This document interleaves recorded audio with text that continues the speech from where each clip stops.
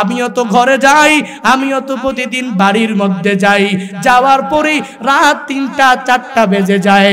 আমি আমার মাকে ডাক দিয়া বলি, ও মা ঘুম থেকে উঠো, তোমার সন্তান জুনায়েদ বাসায় এসেছে।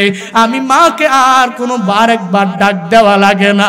আমার মা বলে, রে সন্তান এসেছো। একবার ডাক দেওয়ার পরে আমার মা আমার দরওয়াজাটা খুলিয়া আমাকে বুকে নিয়া বলে, যা যা যা ঘুমাইতে যা। আমি মাকে বলি, মা তুমি কি ঘুমাও না? ঘুমাও না। আমার মা বলে, রে সন্তান আমার, যেদিন থেকে তুই ওয়াজ মাহফিলে বিভিন্ন জেলায় জেলায় ঘুরে বেড়াও, আমি ওই দিন থেকে তোর জন্য একটি রাত আমি ঘুমাইতে পারি নাই। বিশেষ করে এই 3টি মাস আমি মার ঘুম হয় না। তোর জন্য তোর বাবা আর আমি বসে বসে মুসল্লায় বসে বসে তোর জন্য দোয়া করি, যাতে আল্লাহ অ্যাক্সিডেন্টের হাত থেকে বাঁচা দেয়। এরে বান্দা, আমি তো বাড়িতে যাওয়ার পরে মার দোয়া নিয়ে ঘুমাইতে পারবো। এখনো এমন অনেক বান্দা আছো যেই বান্দারা মার ভালোবাসা আর দোয়া নিয়া ঘুমাইতেও পারবা না।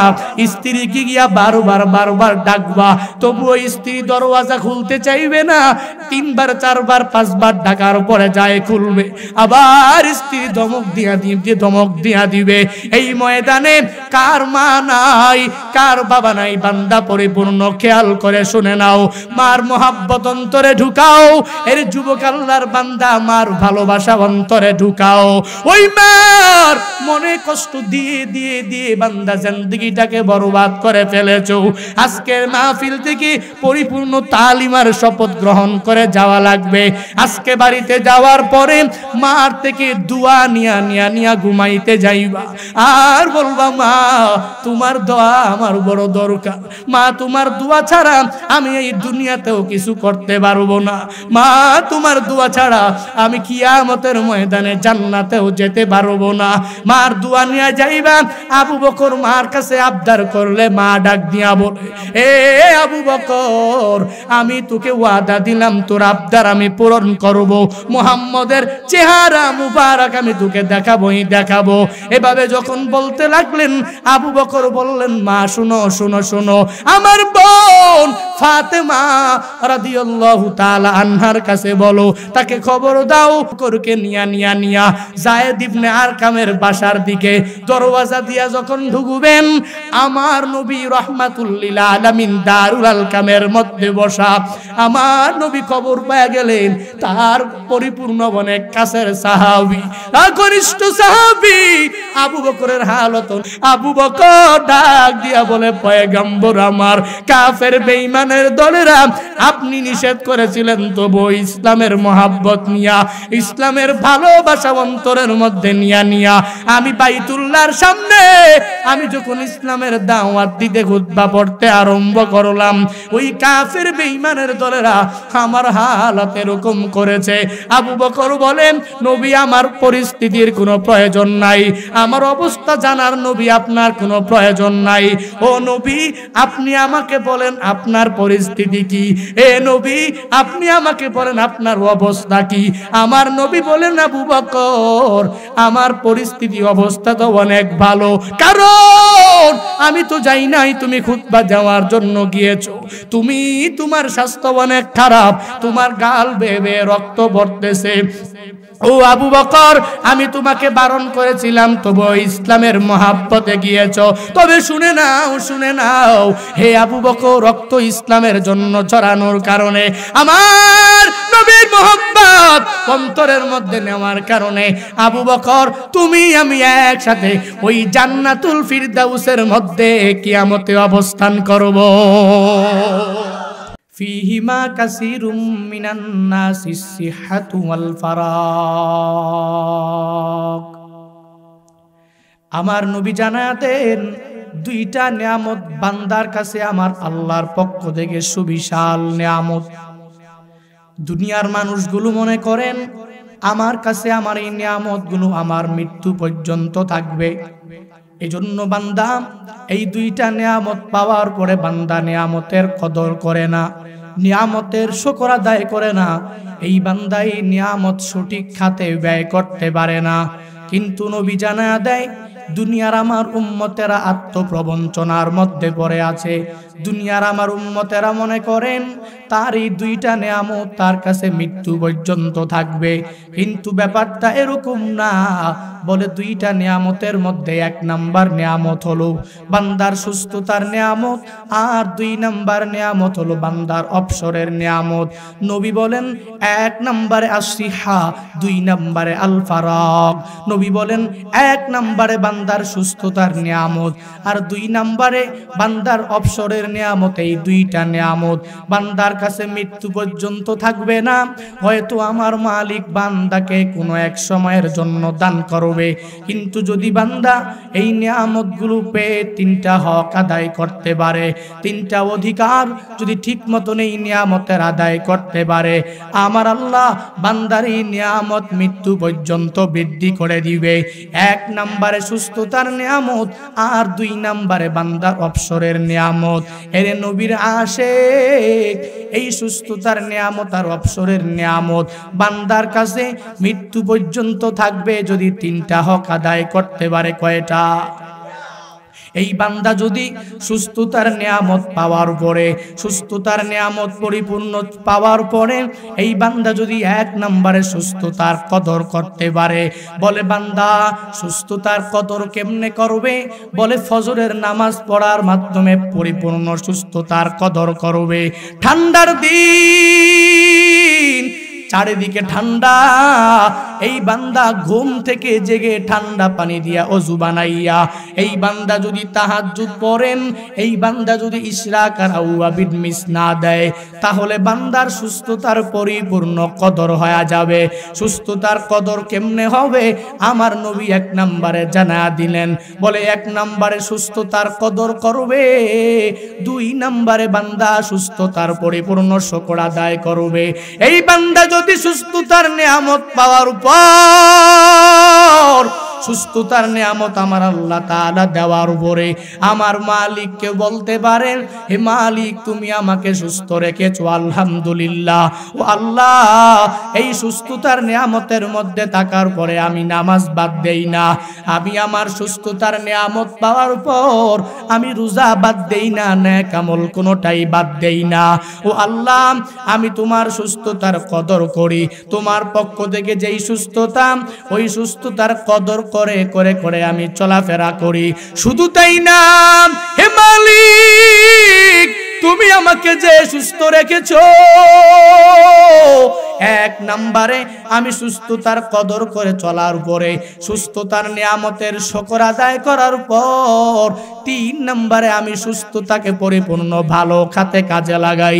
দুনিয়াতে এমপি মন্ত্রী মেম্বার কত কত এলাকার মধ্যে যারা জুলুম করে, ওই জালেমরা আমাকে আইসা টাকা পয়সা কিছু হাতের মধ্যে ধরাইয়া দিয়া কত বলেছে, অমুক এলাকার মধ্যে যা দেখ, ওই এলাকার মধ্যে একটা মাজলুম মানুষ, গরিব মানুষ, এই গরিব মানুষের 2 বিঘা জমি আমার দরকার, কেমনে আনবি জানি না, তোর কাছে আমি টাকা দিয়া দিলাম, ওই লোকটার 2 বিঘা জমি তুই নিয়ে আমার কাছে দিয়া দিবি, দলিলটা জোর করে নিয়ে আসবি, সে না দিলে তার উপরে পরিপূর্ণ আঘাত আর প্রহার করবি।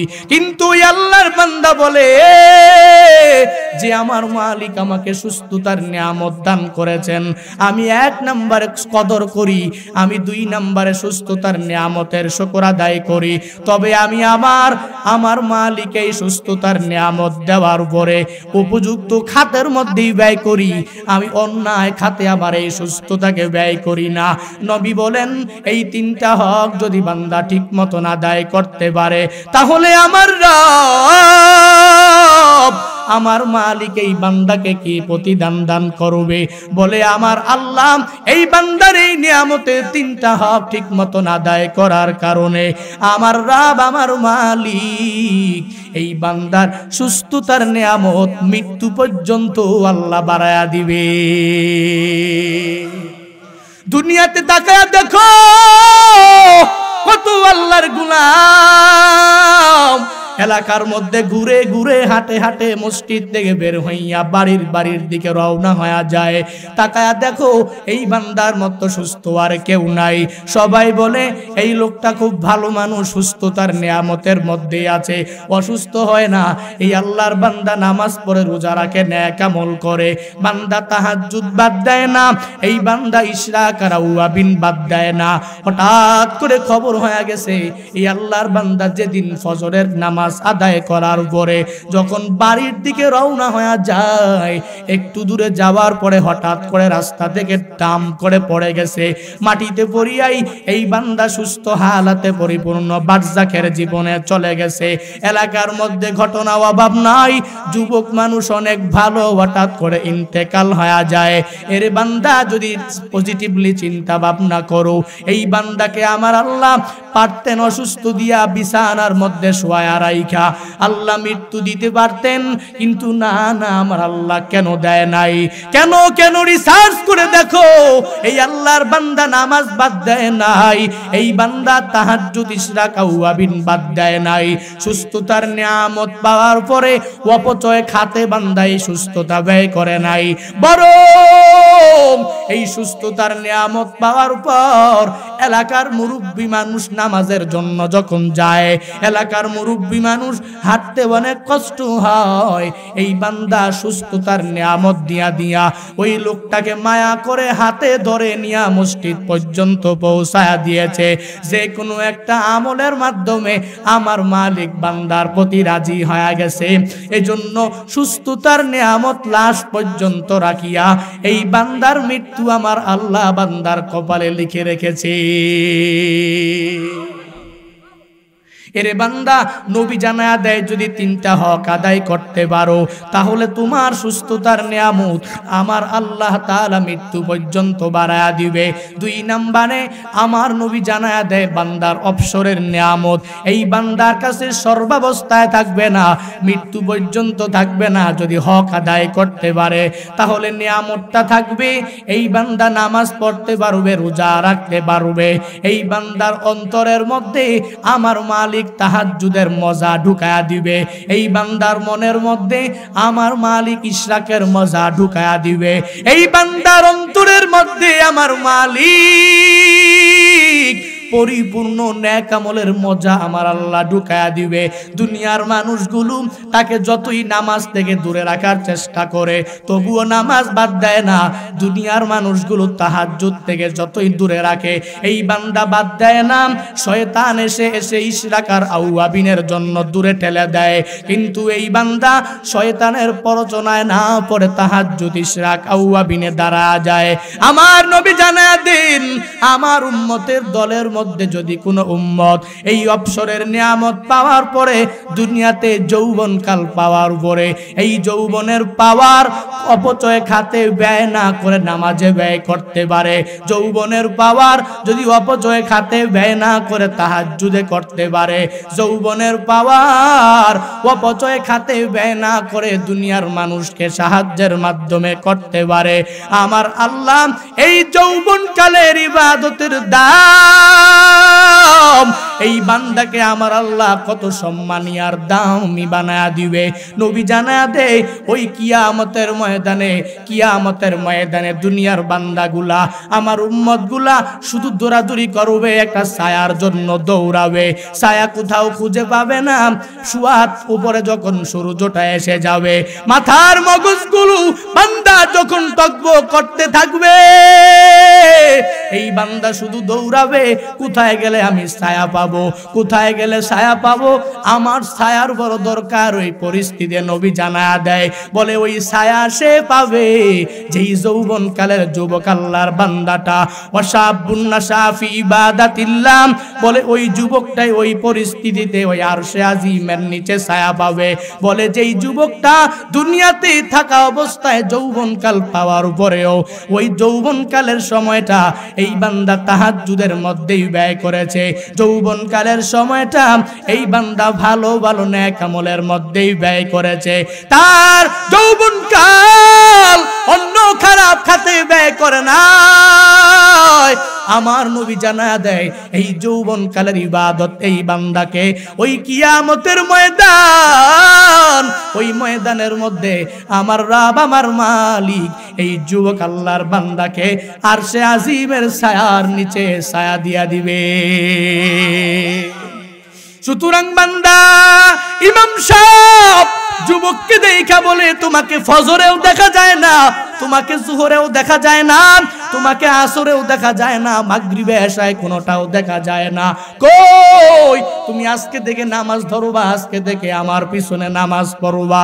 ওই যুবক বলে হুজুর আমার শরীরের মধ্যে পাওয়ারের কোনো কমতি নাই, আমি এখনো বিবাহ করি নাই, বিবাহের পরে আমার সন্তান দুনিয়ায় আসবে, আমি দাড়িগুলো লম্বা করব, আমার দাড়িগুলো সাদা হয়ে যাবে, আমি আমার সন্তানগুলা বিবাহ করাবো, আমার মেয়েগুলোকে বিবাহ দেওয়ার পরে আমি তারপরে অনেক ভালো হয়ে যাব, তারপরে আমি নামাজ ধরবো, তারপরে আমি রোজা ধরবো, নেক আমল ধরবো। এর বান্দা না না, আমার নবী জানায়া দেয় তোমার এই যৌবনকালের সময়টা অবসরের নিয়ামত, তুমি যদি এই নিয়ামত পেয়ে কদর করতে না পারো, যদি তুমি নিয়ামত পেয়ে পরিপূর্ণ শুকর করতে না পারো, যদি তোমার এই নিয়ামত যদি তুমি উপযুক্ত খাতের মধ্যে ব্যয় করতে না পারো, আমার নবী বলেন তোমার এই যৌবনকালের সময় তোমার কাছে বান্দা সর্বাবস্থায় থাকবে না। তোমার এই যৌবনকাল এমন এক সময় চলে আসবে বান্দা তোমার পবিত্রতার গ্যারান্টি তুমি দিতে পারবা না। ওযু আছে না নাই, গোসল আজকে করেছো কি করেছো না, তোমার ওই টেনশন আর চিন্তা নিয়ে ঘুরতে ঘুরতে নামাজের সময়টা চলে যাবে, পবিত্রতার গ্যারান্টি নাই। কিন্তু বান্দা যৌবনকালে পরিপূর্ণ পবিত্রতার গ্যারান্টি আছে।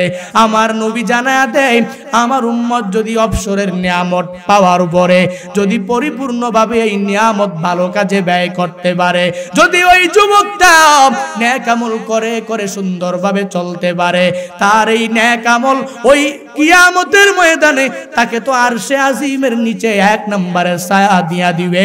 আর ওই যুবক আল্লাহর বান্দাকে আমার আল্লাহ আমার রব কিয়ামতের ময়দানে জান্নাতের অধিপতি বানায়া দিবে। আতিনা ফি দারে দুনিয়া না হাসান, আতিনা ফি দারে উকবা না হাসান, ইয়া গিয়াসাল মুস্তাগিসিনা দিনা লফদিকারা বিলুলুমে ওয়াল গিনা।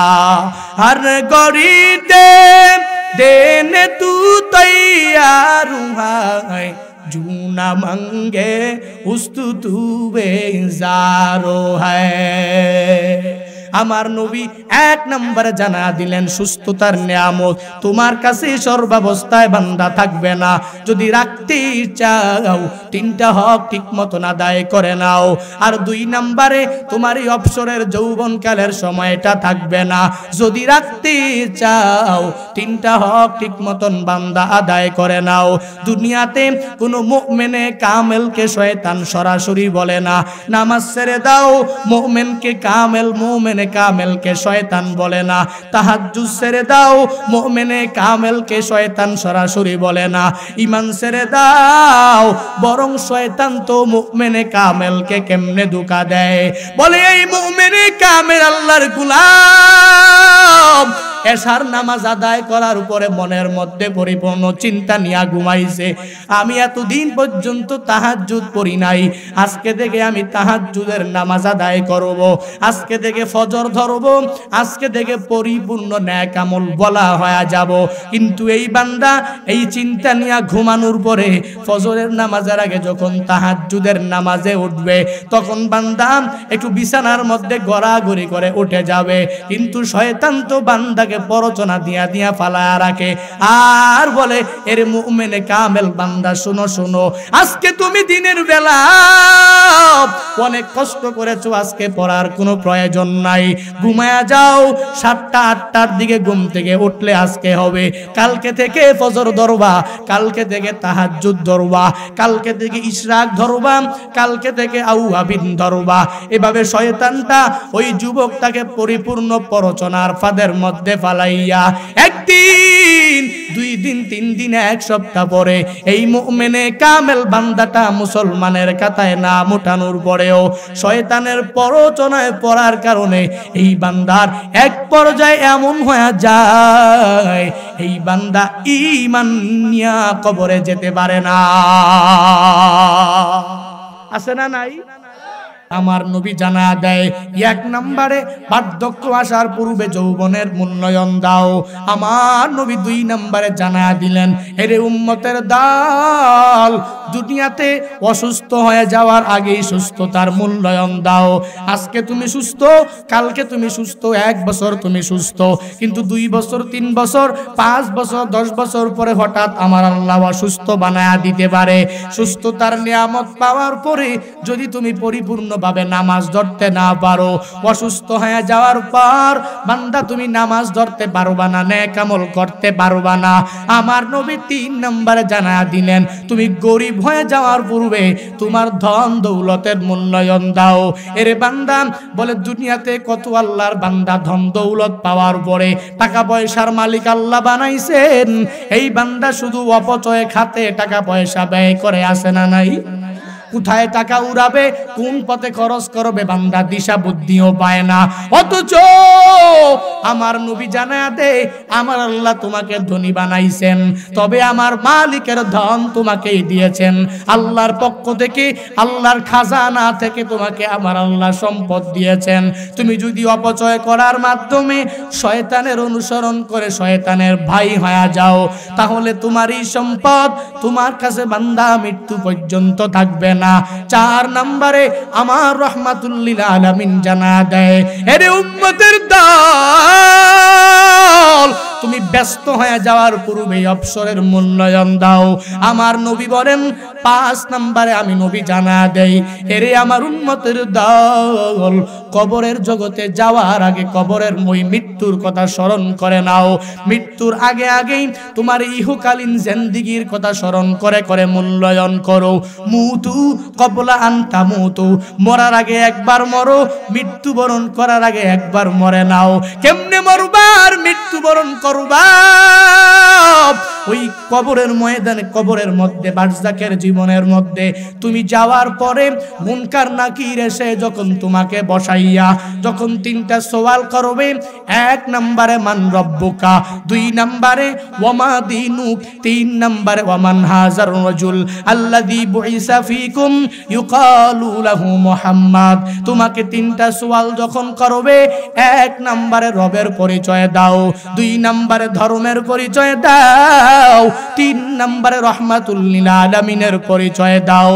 তুমি ওই কবরে যাওয়ার পর ওই কবরে 3 সওয়ালের জবাব বান্দা দিতে পারবা কি পারবা না?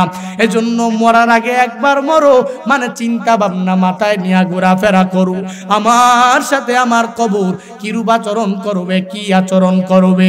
কবরে যাওয়ার পর আমি মুনকার নাকিরের সওয়ালের জবাব দিতে পারবো কি পারবো না। নবী বললেন, এই চিন্তা ভাবনা করে করে মৃত্যুর কথা স্মরণ করে দুনিয়াতেই আমার উম্মত ভালোভাবে চলাফেরা করো। এর বান্দা, দুনিয়াতে তো শুধুমাত্র মুসলমান দাবি করলাম, কিন্তু নেক আমল করতে পারলাম না। দুনিয়াতে যা মন চায় তাই করলাম। ইসলাম নিয়ে কেউ কটূক্তি করলো, আবার তার সাপোর্ট করে করে তার পিছনে অনুসরণ করিয়া তার ফলোয়ার হয়ে হয়ে তার পিছনে ঘুরতে লাগলাম। ইসলামের জন্য পরিপূর্ণ মহাব্বত আর ভালোবাসা অন্তরের মধ্যে ঢুকাইতে পারি নাই। অথচ এই ইসলাম তো এমনিতেই বান্দা আসে নাই।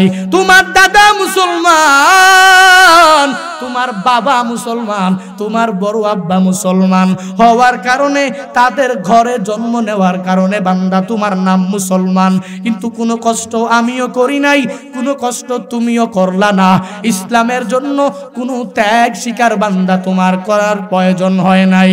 আমার নবী কেমন কষ্ট করেছেন, সাহাবায়ে কেরামরা কেমন কষ্ট করেছেন। সাহাবায়ে কেরাম আর পয়গম্বর, তাবিন, তাবে তাবিনরা কষ্ট করে করে আইম্মায়ে মুস্তাহিদিনরা ইসলাম দিয়া গেলেন। আমি আজ ইসলাম রেডিমেড পেয়ে গেলাম। ইসলাম ধর্মের প্রতি বিন্দু মাত্র পরিমাণ মহাব্বত আমার নাই।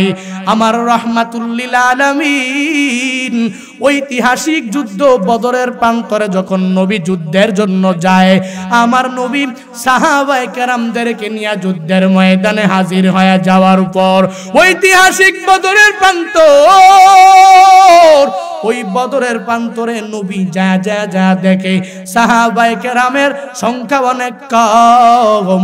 আমার নবী তাকায় দেখে মক্কার কাফের বেঈমানের দলেরা নবীর সাথে জিহাদের ময়দানে মোকাবেলা করার জন্য ওই জিহাদের ময়দানে ওই কাফের বেঈমানরা যেই জায়গা বেছে নিয়েছে ওই জায়গাটা কাফের বেঈমানের জন্য উপযোগী জায়গা, কিন্তু রাহমাতুল লিল আলামিন সাহাবায়ে কেরামদেরকে নিয়া বদরের প্রান্তরে যেই জায়গায় আছেন ওই জায়গাটা অনুপযোগী জায়গা।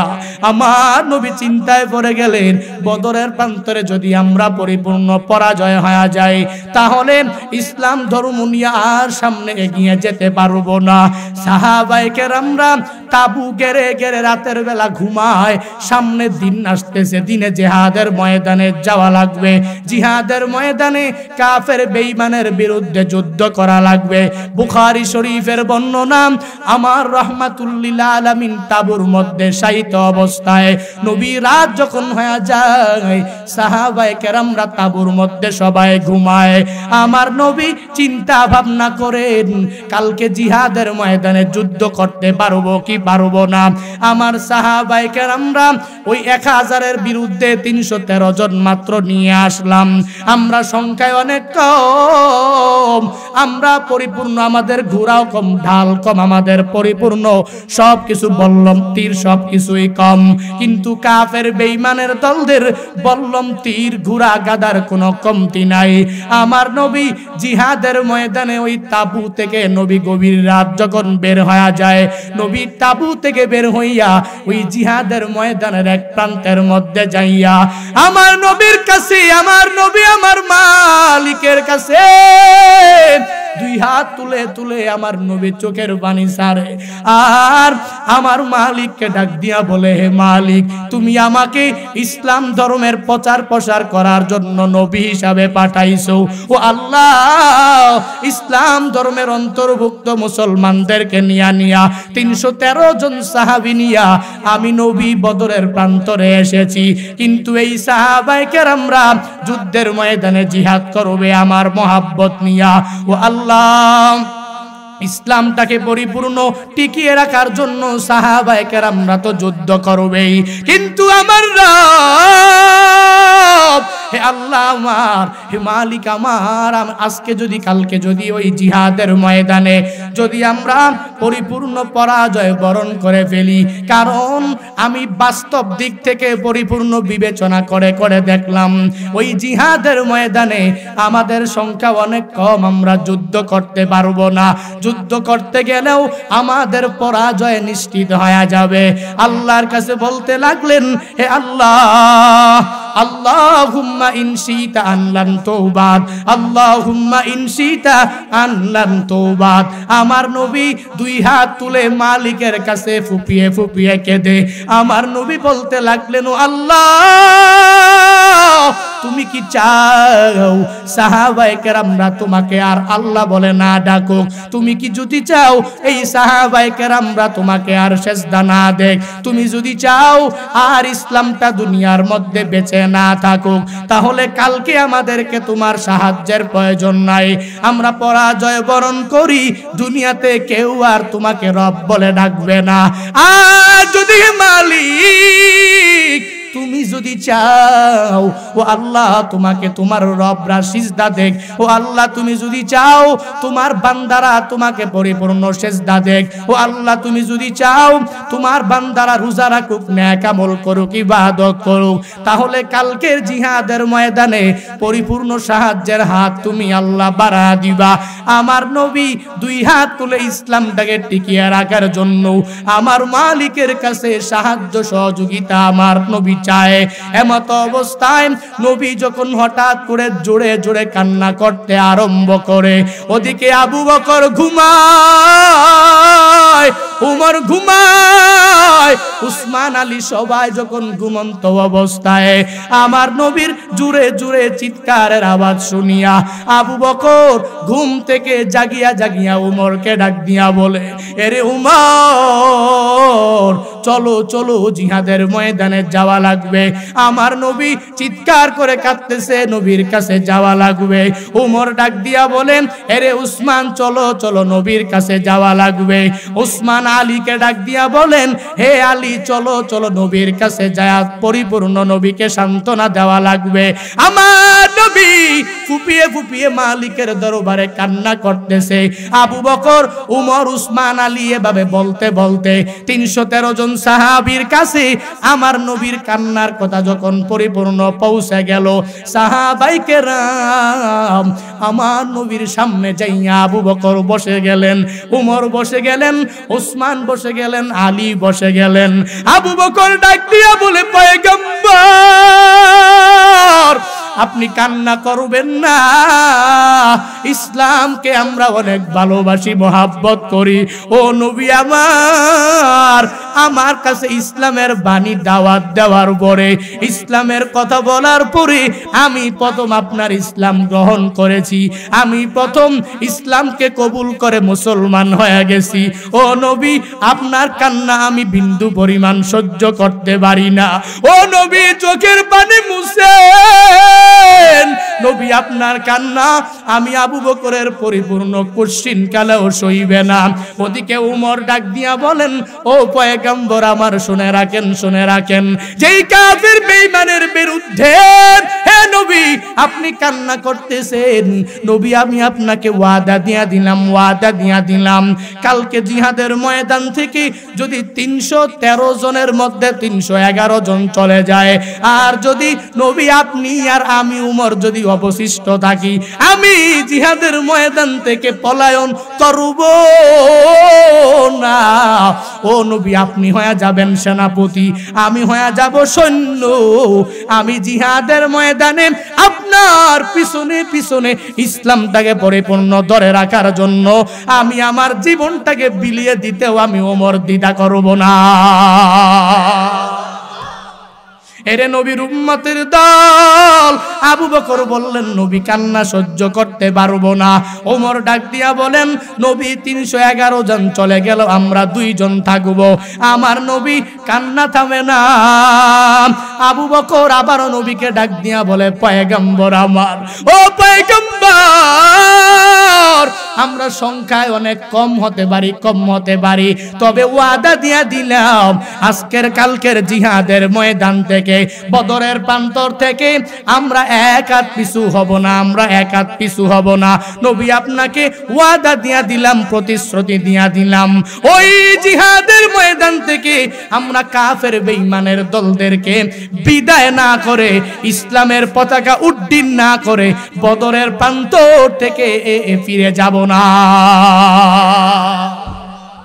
সাহাবায়ে কেরাম আমার নবীর মোহাব্বত আর ভালোবাসা অন্তরের মধ্যে নিয়া আবু বকর বলেন, নবী আমার দেহের মধ্যে বিন্দু পরিমাণ রক্ত থাকা পর্যন্ত ইসলামের জন্য আমি সব রক্ত বিলীন করে দিব, তবুও বদরের প্রান্তর থেকে নবী ফিরে যাব না, ফিরে যাব না। কে সেই আবু বকর? যেই আবু বকর নবীর হাতে ইসলাম ধর্ম গ্রহণ করার পরে প্রকাশ্যে নবী ইসলাম ধর্ম প্রচার করতে পারে না, গোপনে গোপনে 39 জন মাত্র ইসলাম ধর্ম গ্রহণ করেছে। আবু বকর ইসলামের মহব্বত আর ভালোবাসা অন্তরের মধ্যে নিয়া আবু বকর রহমাতুল লিল আলামিনের কাছে এসে বলতেছে, ও পয়গম্বর, শুনেন শুনেন, আমার মন চায় আমি বাইতুল্লাহর সামনে দাঁড়াইয়া আমি খুতবা পড়তে আমার মন চায়, বাইতুল্লাহর সামনে দাঁড়াইয়া কাফের বেঈমানকে আমি লা ইলাহা ইল্লাল্লাহর পথে ডাক করতে মন চায়। আমার নবী বলেন, আবু বকর, আমরা 39 জন মাত্র সাহাবী মাত্র মুসলমান হয়েছে, কাফের বেঈমানের দলদের সংখ্যা অনেক আধিক্য, এদের সাথে যুদ্ধ করে লড়াই করে আমরা পেরে উঠবো না। না না এরে আবু বকর, তুমি কি বলো, তুমি তো পারবা না। যদি তুমি বাইতুল্লাহর সামনে দাঁড়াইয়া যদি তুমি খুতবা পড়ো, তাহলে কাফের বেঈমানের দলেরা তোমাকে আঘাত করবে, তোমার উপরে জুলুম নির্যাতন চালায়া দিবে। আবু বকর বলেন, ও নবী আমার, শুনেন শুনেন শুনেন, আমি আপনাকে বলে দেই, ওই জিহাদের ময়দানেও আমি আবু বকর পিছু নিব না। আমি ইসলাম ধর্ম গ্রহণ করেছি, আমি বাইতুল্লাহর সামনে দাঁড়াইয়া খুতবা পাঠ করব, কাফের বেঈমানের দলেরা আমাকে মেরে ফেলুক, কোনো অসুবিধা নাই। আমার নবী অনুমতি দিয়া দিলেন।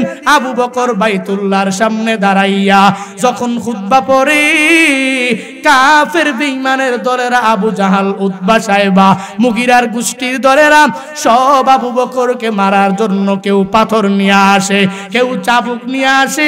আবু বকর তবুও ইসলামের দিকে ডাকে আর আহ্বান করে। ওদিকে আবু জাহাল, উতবা, সাইবা, মুগিরার দলেরা আবু বকরকে মারার জন্য পাথর নিক্ষেপ করে। আবু বকরের কপালের মধ্যে পাথর নিক্ষেপ করার উপর আবু বকরের কপাল ফেটে রক্ত বেয়ে বেয়ে পড়ে, তবু আবু বকর পিছে যায় না। আবু বকরকে শুধুমাত্র তাই না, পাথর নিক্ষেপ করার পরে যখন জমিনের মধ্যে আবু বকর পড়ে যায়, আবু বকর জমিনে পড়ে যাওয়ার পর কাফের বেঈমানের দলেরা চাবুক নিয়ে আইসা আবু বকরের উপরে পিঠে আর পেটের মধ্যে জুড়ে জড়ে মারতে আরম্ভ করে। ঠোঁট বেয়ে পানি পড়তেছে, কপাল বেয়ে রক্ত পড়তেছে, গাল ফেটে আবু বকরের রক্ত পড়তেছে। কেন কেন বান্দা?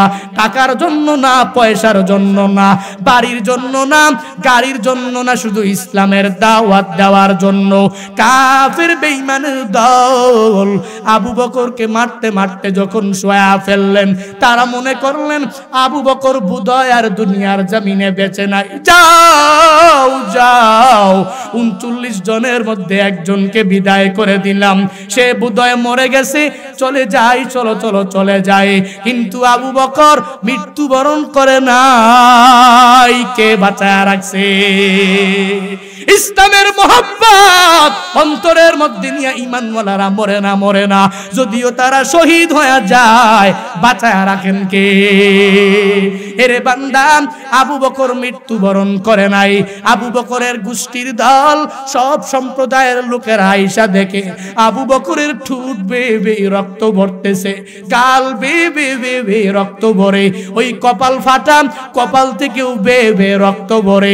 তাকাইয়া দেখে আবু বকর মৃত্যুবরণ করে নাই, হালকা নিঃশ্বাস আসে আর যায়। আবু বকরকে কুলের মধ্যে নিয়ে যখন তার মার কাছে আবু বকরকে নিয়ে যায়, আবু বকরকে মার কাছে নিয়ে যাওয়ার পর মা আবু বকরের চেহারার দিকে তাকাইয়া দেখে এই আবু বকরের কপাল ফেটে রক্ত বেয়ে পড়ে। মা আবু বকরের দেখিয়া তাকায়া দেখে ঠোঁট ফেটে রক্ত পড়তেছে, গাল দিয়ে বেয়ে আবু বকরের রক্ত ভরে। ওই মা আবু বকরের চেহারার দিকে তাকাইয়া মার চোখ দিয়ে বেয়ে পানি পড়ে। কেন? সন্তানের মোহাব্বত প্রত্যেক মার অন্তরের মধ্যেই তো আছে। যখন মা ওই আবু বকর একটু পরে পানি ঢালতে আবু বকর একটু পরে যখন একটু হালকা হুশ হয়ে গেলেন, এবার আবু বকর তাকায়া দেখে মা তার শয্যাশায়ী শ্মশানের মধ্যে শায়িত অবস্থার পাশেই মা দাঁড়াইয়া আছে।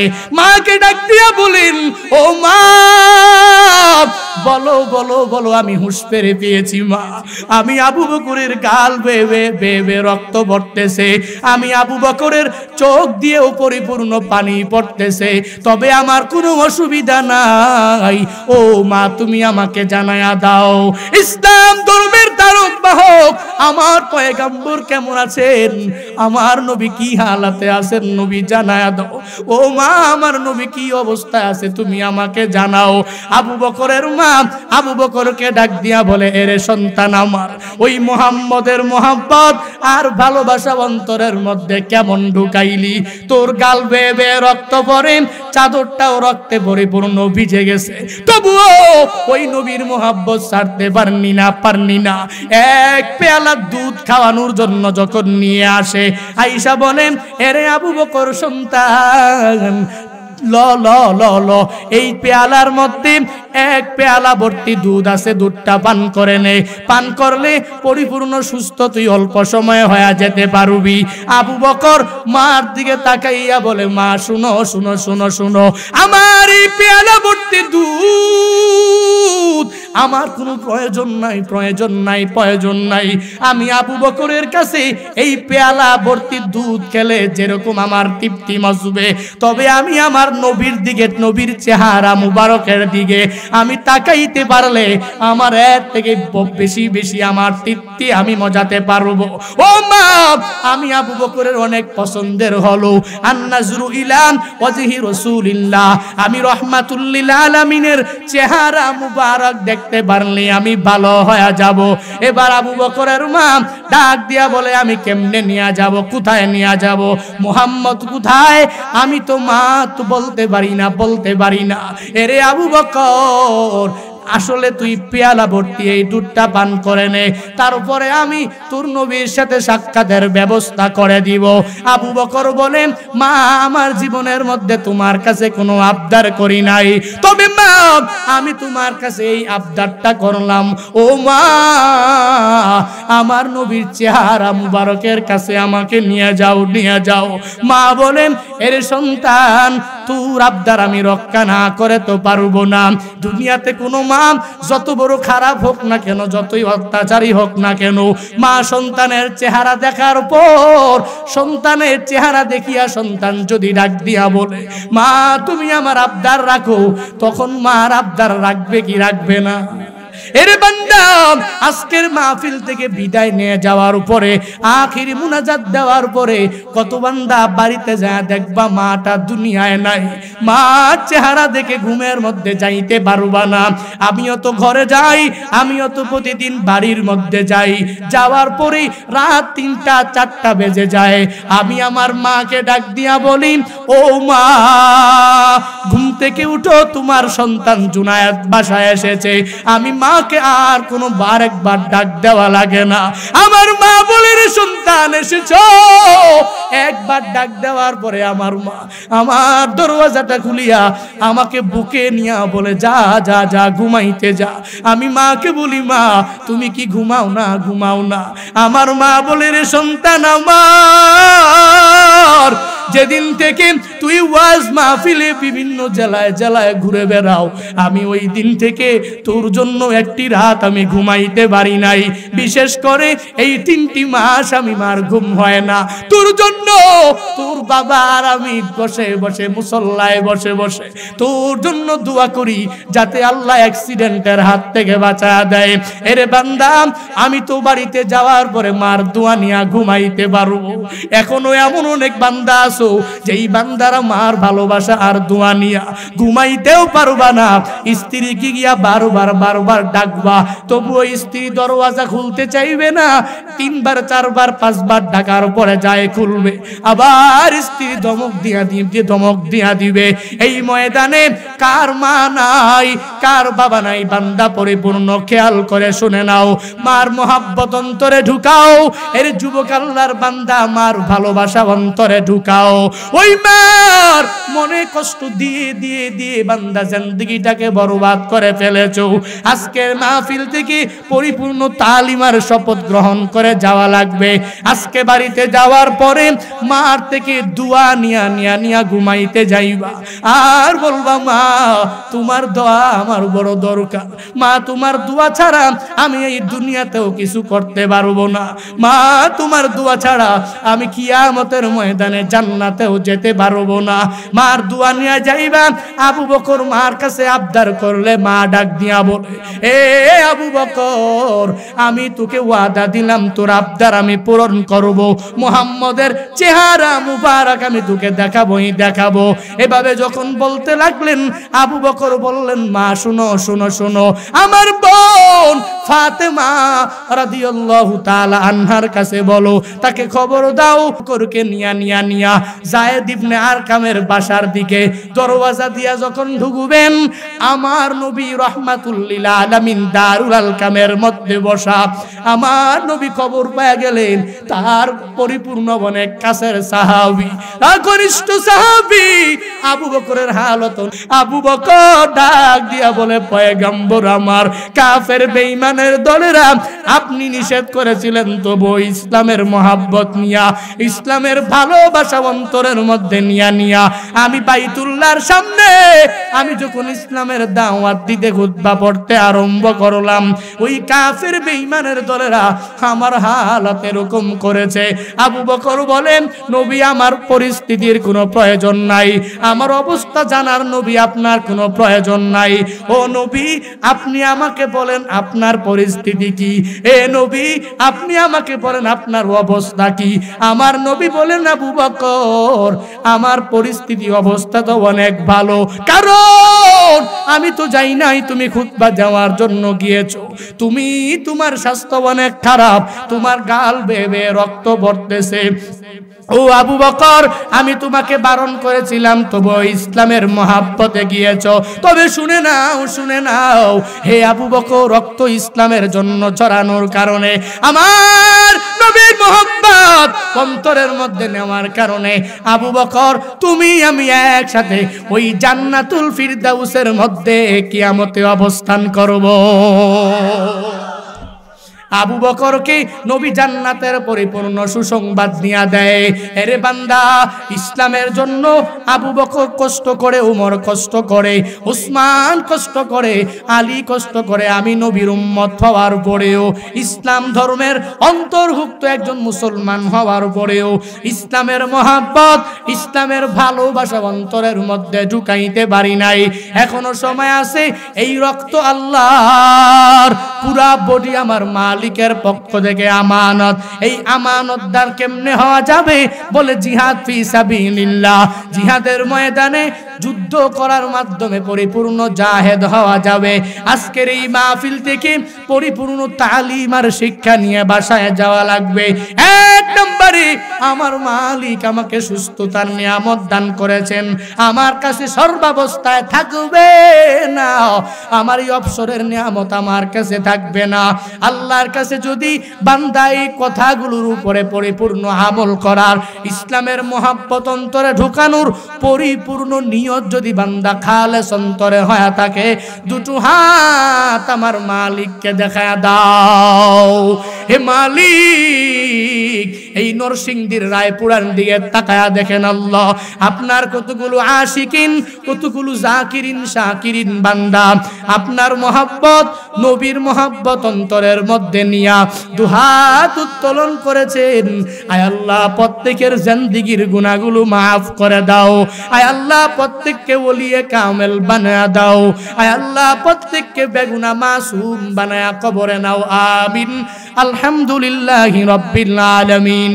والصلاة والسلام على سيد الأنبياء والمرسلين وعلى آله وأصحابه أجمعين يا أرحم الراحمين يا أرحم الراحمين يا أرحم الراحمين اللهم اجعلني صبورا واجعلني شكورا واجعلني في عيني صغيرا وفي أعين الناس كبيرا رب ارحمهما كما ربياني صغيرا رب ارحمهما كما রব্বায়ানি সগীরা। ওরে দয়ার মালিক, কুদরতের নজর দিয়া তাকায়া দেখেন আল্লাহ, আয় আল্লাহ এই নরসিংদী রায়পুরার অধীনস্থ এই গ্রামের মধ্যে আয় আল্লাহ আপনার কতগুলো আশিকিন জাকিরিন শাকিরিন বান্দা, আয় আল্লাহ আমি গুনাহগারের জবান থেকে বয়ান শোনার জন্য গভীর রাত আয় আল্লাহ তারা বসে রইল রে আল্লাহ, আয় আল্লাহ এদেরকে কি দিতে পারি, টাকা দিয়া কিছু করতে পারবো না, আয় আল্লাহ আমি গুনাহগারদের জন্য দোয়া করতে পারি, আয় আল্লাহ কে কি আশা নিয়ে হাত উত্তোলন করেছেন আপনার জানার বাকি নাই, আয় আল্লাহ প্রত্যেকের মনের নেক আশাগুলো পূরণ করে দেন, আয় আল্লাহ জিন্দেগীর সব গুনাহগুলোকে মাফ করে দেন আল্লাহ, আয় আল্লাহ আমার মতো গুনাহগার আসমানের নিচে জমিনের উপরে কেউ নাই, আয় আল্লাহ আমি জানি আমার মতো জালেম কেউ নাই, আমি জানি আমার মতো পাপাচারী ব্যক্তি আর কেউ নাই, আমি জানি আমার মতো গুনাহগার নাকান্দা নালায়েক কেউ নাই, আয় আল্লাহ তবু এটাও জানি আপনার মতো দয়ালু আল্লাহ কেউ নাই, তবু এটাও জানি আপনার মতো মায়াবান আল্লাহ তো আর কেউ নাই। দুনিয়ার মানুষ এক দরওয়াজায় ভিক্ষা না পাইলে আরেক দরওয়াজায় যায়, আরেক দরওয়াজায় ভিক্ষা না পাইলে আরেক দরওয়াজায় যায়, আরেক দরওয়াজায় যখন ভিক্ষা না পায় আরেক দরজায় গিয়ে গিয়ে গিয়ে গিয়ে কান্না করে, আর ধনীওয়ালার সামনে দাঁড়াইয়া দাঁড়াইয়া ধনীকে বলে রে ধনী আমার মালিক তোমাকে ধনী বানাইছেন, টাকাওয়ালা বানাইছেন, সকালবেলা আমি যখন ঘর থেকে বের হয়ে গেলাম আমার সন্তানটা আমার চেহারার দিকে তাকাইয়া আমাকে বলল বাবা প্রতিদিন আসরের পরে যখন খেলার জন্য মাঠে যাই ধনী ব্যক্তির সন্তানদেরকে ধনী ব্যক্তিরা টাকা পয়সা নিয়ে অনেক মজা কিনে দিয়ে আসে, কিন্তু বাবা তুমি তো প্রত্যেক দিন আসরের পরে আমাদের জন্য মজা নিয়ে যাও না, আমাদেরকে টাকাও দেও না যেই টাকা দিয়ে আমরা মজা কিনে খেতে পারবো। ওই ভিক্ষুকটা কান্না করে করে চোখ দিয়ে বেয়ে বেয়ে পানি পড়ে, আর হাইওয়ের মধ্যে টুলের সামনে দাঁড়াইয়া দাঁড়াইয়া ওই ধনী ব্যক্তির গ্লাসের মধ্যে বারবার টুকায় আর বলে এরে ধনীওয়ালা মনটাকে নরম করো, আমাকে একটা টাকা দাও, এই টাকাটা নিয়ে আমি আমার সন্তানের জন্য কিছু মজা নিয়ে যাব। দুনিয়াতে এমন কোন নিষ্ঠুর বান্দা নাই যে ফিনায়া দিতে পারে। আয় আল্লাহ বারবার বারবার ভিক্ষুকটা বলার পরে দুনিয়ার মানুষগুলো ফিরায়া দিতে পারে না, কিন্তু তুমি তো আমাদের এমন রব, আমাদের এমন মালিক, ও আল্লাহ তুমি যদি ফিরাইয়া দাও আমাদের যাওয়ার মতো আর কোনো দরওয়াজা নাই। আয় আল্লাহ জিন্দেগীর সব গুনাহগুলো মাফ করে দাও। আয় আল্লাহ আমাদের মধ্য থেকে কার যেন মা দুনিয়ায় নাই, আয় আল্লাহ কার যেন জনম দুঃখী আব্বা দুনিয়ায় নাই, কেউ এরকম এতিম মাও নাই বাবাও নাই। আয় আল্লাহ ময়দানে তাকায়া দেখেন জনম দুঃখিনী আম্মাটাকে শোয়া রাইখা কে চোখের পানি সেরে সেরে সেরে সেরে কান্না করে। আয় আল্লাহ যার মা নাই মার কবর জান্নাতের বাগান বানায়া দেন আল্লাহ, যার বাবা নাই বাবার কবর জান্নাতের বাগান বানায়া দেন আল্লাহ। আমাদের যাদের আব্বা আম্মা বেঁচে আছেন মা বাবার দোয়া নিয়া চলার তৌফিক দান করেন, মা বাবার চেহারার দিকে এক নজর দিয়া তাকাইয়া তাকাইয়া কবুলিয়াত হজ এবং উমরা কামাই করার তৌফিক দেন। আয় আল্লাহ এই মসজিদ কবুল করে নেন, মসজিদের ইমাম সাহেব খতিব সাহেব কবুল করে নেন। আয় আল্লাহ এই মসজিদের সকল কমিটিদেরকে আপনি কবুল